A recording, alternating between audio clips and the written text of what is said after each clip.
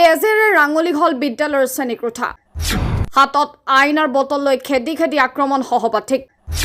5জনকৈ ছাত্ৰক এফালৰ পৰা কাটি গল এজন শিক্ষাৰ্থীয়ে ব্যক্তিগত খণ্ডৰ বিদ্যালয়ত ভয়ংকৰ ঘটনা সংঘটিত হৈছে 5জনকৈ ছাত্ৰক এফালৰ পৰা কাটি গল এজন শিক্ষাৰ্থীয়ে তেজেৰে ৰাঙলী হল বিদ্যালয়ৰ শ্ৰেণীকোঠা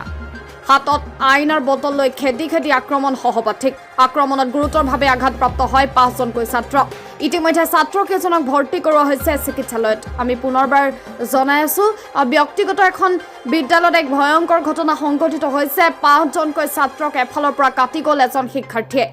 তেজেৰে ৰাঙলী হল বিদ্যালয়ৰ শ্ৰেণীকোঠা হাতত আইনাৰ বটল লৈ খেদি খেদি আক্ৰমণ সহপাঠীক আক্ৰমণত গুৰুতৰভাৱে আঘাতপ্ৰাপ্ত হয় 5জনকৈ ছাত্ৰ আৰু ইতিমধ্যে ছাত্ৰকেইজনক ভৰ্তি কৰোৱা হৈছে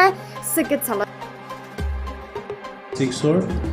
এটা প্ৰজেক্ট ৱৰ্ক আছিলে প্ৰজেক্টৰ ছাবজেক্ট টিচাৰে কিছুমান প্ৰজেক্ট কৰাৰ কাৰণে বস্তু আনিবলৈ কৈছিলে তাতে সিহঁতৰ কাঁচৰ বটল লৈ পিনি এটা প্ৰজেক্টৰ কাম আছিলে বাই মিষ্টেক হাতৰ পৰা পৰি কাঁচৰ গ্লাছটো ভাঙিলে ভাঙাৰ লগে লগে আমাৰ যি আয়া আছে তেওঁলোকে আহি ৰুমৰ পৰা প্ৰতিটো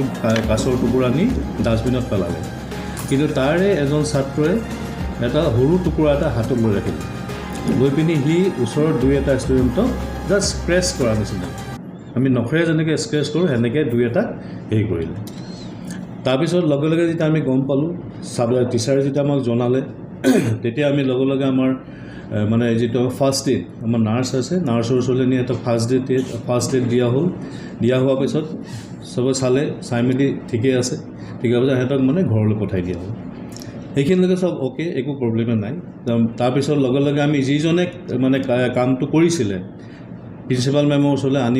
আনি মেমে তাৰ লগত ডিছকাছ কৰিছে ইভেন পেৰেণ্টছকো মতা হৈছে সিহঁতক পেৰেণ্টছক মাতি পিনি তেওঁলোকৰ যাতে বিহেভিয়াৰটো চেঞ্জ হয় সেইকাৰণে তাক 15 ডেজৰ কাৰণে কাউন্সিলিঙত পঠোৱা হৈছে ইভেন আমাৰ স্কুলতো কাউন্সিলৰ আছে সাইক'লজিষ্ট আছে আমাৰ স্কুলতো আমি কৰিছোঁ প্লাছ আৰু প্ৰাইভেটলি পেৰেণ্টছক কোৱা হৈছে যে আপুনি তাক এটা কাউন্সিলিং কৰক সেইকাৰণে তাক 15 ডেজৰ কাৰণে আমি কাউন্সিলিঙত পঠোৱা হৈছে ক্লাছ 6ৰ আছিল আক্ৰমণ বুলি ঠিক নহয় it was just in scratch খেলোঁতে যোনটো বস্তু হয় আৰু চ' 5জন ষ্টুডেণ্টক হেৰি কৰা হৈছিল চ' ইমিডিয়েটলি মোৰ ওচৰলৈ লৈ আহিছিল লৈ অহাৰ লগে লগে